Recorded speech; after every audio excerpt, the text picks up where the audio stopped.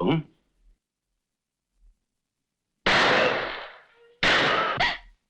Hello hello.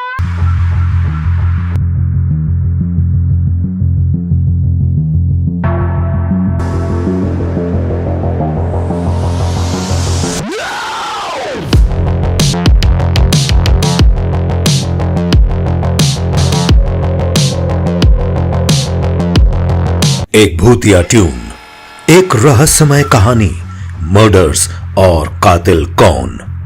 1965 में release हुई इस फिल्म में ये सब है दोस्तों।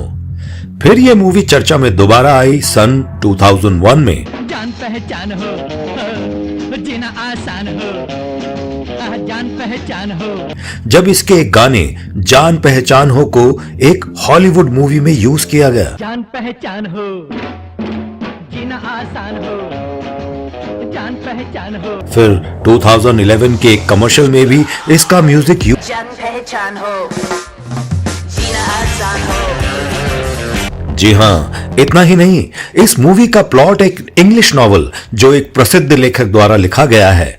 2 फिल्म फेयर नामांकन और एक फिल्म फेयर पुरस्कार भी मिला था इस मूवी को। ये एक हिट फिल्म थी जो 1965 की 8वीं सबसे ज्यादा कमाई करने वाली फिल्म थी।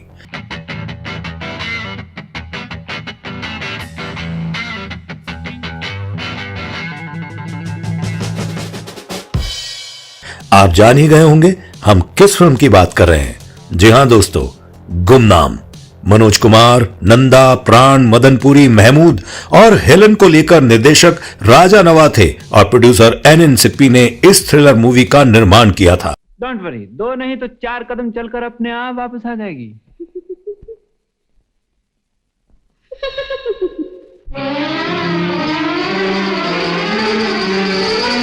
राजा नवाथे जो राज कपूर के असिस्टेंट के तौर पर बरसात, आग, आवारा और बाद में डायरेक्टर के तौर पर आहा जैसी फिल्मों को डायरेक्ट कर चुके थे, उनके द्वारा निर्देशित बसंत बहार को certificate of merit for best feature film in Hindi, national award for best feature film in Hindi मिला था। गुमनाम डायरेक्टर राजा नवाथे की बेहतरीन फिल्मों में से एक है।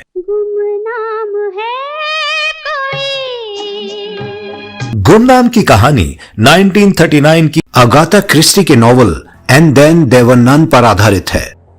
जिन दिनों इस मूवी को शूट किया जा रहा था, उन्हीं दिनों मनोज कुमार और महमूद में कोल्ड वॉर चल रहा था।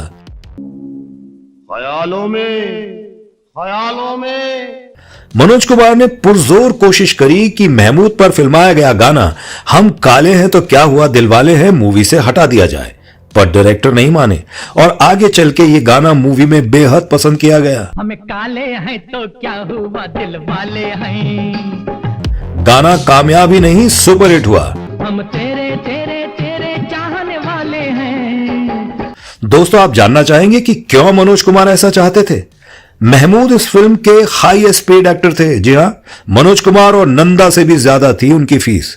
कहते हैं यही एक कारण था कि उनके बीच कोल्ड वॉर चल रहा था। शुरू से ही मनोज कुमार ने कोशिश की, पर प्रोड्यूसर ने कह दिया आपको जाना है तो जाएं, महमूद तो इसी फिल्म में रहेंगे। ऐसा भी सुना गया है कि मनोज कुमार ने यह कहा कि मूवी उन्होंने डायरेक्ट की है, पर क्रेडिट फिल्म के डायरेक्टर राजा नवाथे को दे दिया गया। समझ में नहीं आता, हमारे सिवाय यहाँ कोई और है भी तो नहीं। अब 2 मेम साहब रह गई और 3 साहब। ये 3 साहब में से वो 3 साहब को किसी एक साहब ने मारा। उतार। चौथे तुम भी तो हो।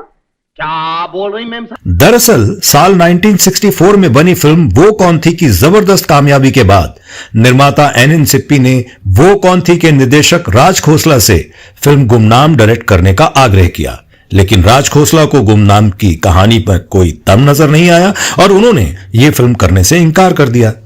एन सिप्पी ने राज खोसला की जगह फिल्म गुमनाम के निर्देशन की जिम्मेदारी राजा नवाथे को सौंप दी। फिल्म के स्क्रिप्ट में महमूद वाला कैरेक्टर था नहीं, लेकिन फाइनेंसरों की जिद के कारण महमूद के लिए भी रोल निकाला गया। मनोज कुमार और प्राण दोनों ही फिल्म में महमूद को लिए जाने का विरोध कर रहे थे।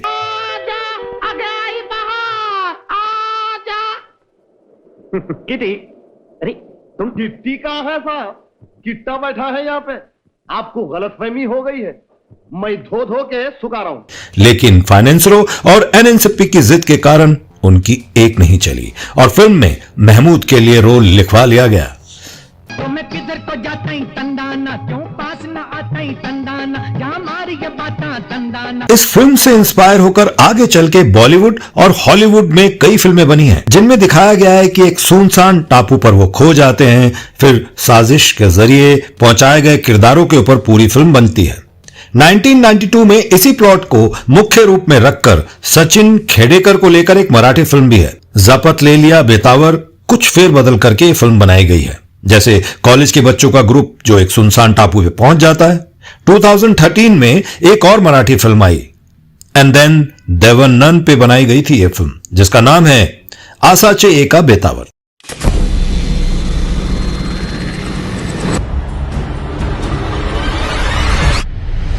आपल्याला सगळ्यांनी इथे का बोलवलंय याचं कारण शोधायला पाहिजे।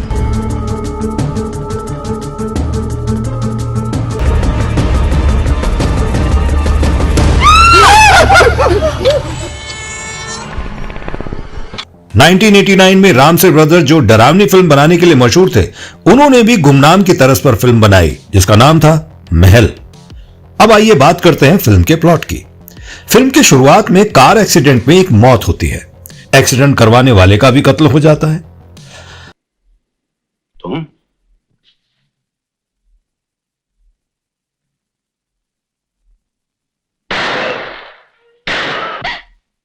नंबरिंग के बाद फिल्म की शुरुआत में एक क्लब के फंक्शन के दौरान 7 लोगों को चुना जाता है। साहब, ये हैं वो 7 खुशकिस्मत हस्तियां जो विदेश की सैर के लिए जा रही हैं।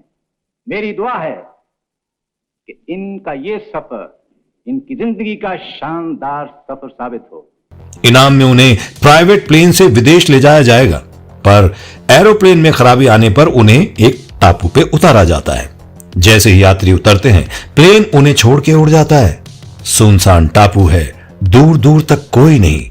उन 7 लोगों के अलावा आनंद जो एयरलाइन के मुलाजिम दिखाए गए हैं, वो भी उतार दिए जाते हैं। फिर एक आवाज, एक गाना सुनाई देता है।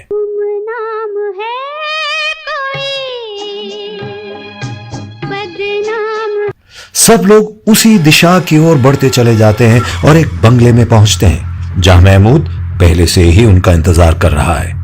लोग समझ जाते हैं कि ये एक साजिश है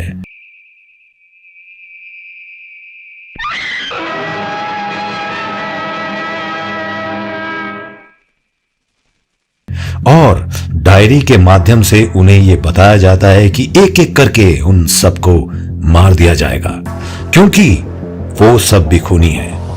फिर क्या एक एक करके मौत का सिलसिला शुरू हो पाता है? ये डायरी है उन मुसाफिरों के नाम जो अपनी जिंदगी की आखिरी मंजिल पर आ पहुंचे।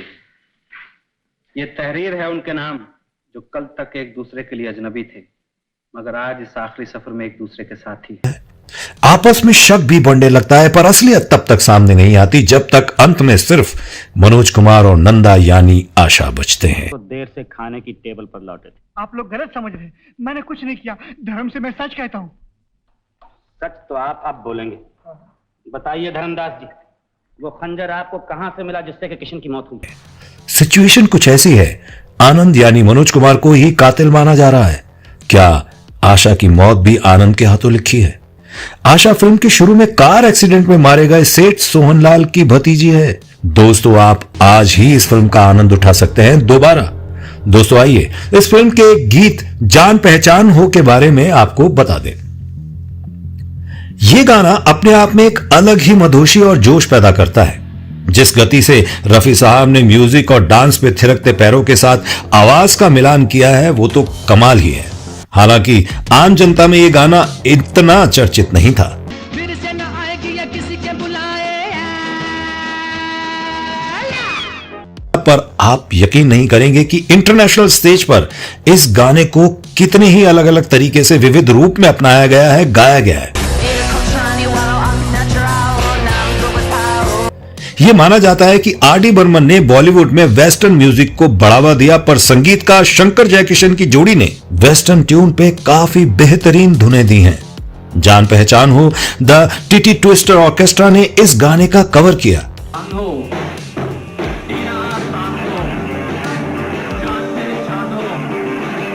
और सन 2001 की मूवी घोस्ट वर्ल्ड में इस गाने को ओपनिंग क्रेडिट फुटेज के साथ यूज किया गया है।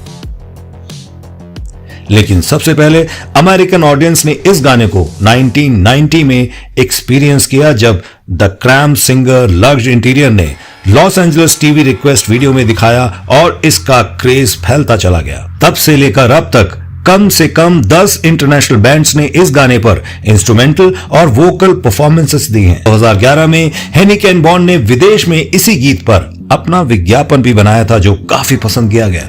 Do you like riding? But not horseback riding. It's super exciting.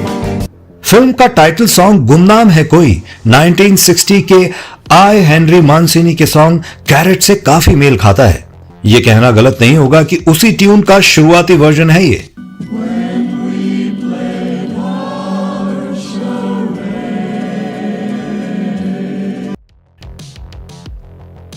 Shankar Jaikishan ने उसमें फिल्म के सस्पेंस के मद्देनजर इस गीत में वो सारे भाव डाले हैं जो आज भी दिल दहला देते हैं।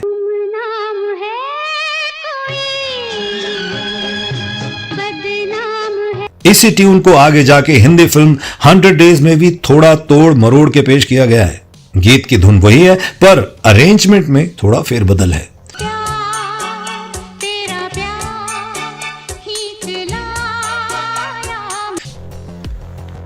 दोस्तों, हमारी इंडस्ट्री में बहुत सारी फिल्में बनी हैं जो किसी ना किसी से इंस्पायर हैं या आप कह सकते हैं कि कुछ डायलॉग्स कॉपी हैं। मैं आपको बताना चाहूंगा कि मशहूर फिल्म शोले का एक डायलॉग है। आप अगर ये सीन देखेंगे तो आप समझ जाएंगे कि मैं किस डायलॉग की बात कर रहा हूं। बंदूक में कितनी गोली है। न जाने 6 खानों में से किस खाने में है 1 गोली और आदमी 2। देखें अब किसके हिस्से में आती है। तो जाते जाते इस फिल्म से जुड़ा एक और इंसिडेंट हम आपको बताना चाहेंगे। दरअसल शूटिंग खत्म होने के बाद प्राण स्विमिंग पूल में नहा रहे थे और हेलन वहां से गुजर रही थी। प्राण ने अचानक हेलन को स्विमिंग पूल में खींच लिया। प्राण को यह नहीं पता था कि हेलन को तैरना नहीं आता है। हालांकि स्विमिंग पूल में पानी थोड़ा कम था, इसलिए समय रहते हेलन को डूबने से बचा लिया गया और सेट पर कोई बड़ा हादसा होने से बाल बाल बच गए।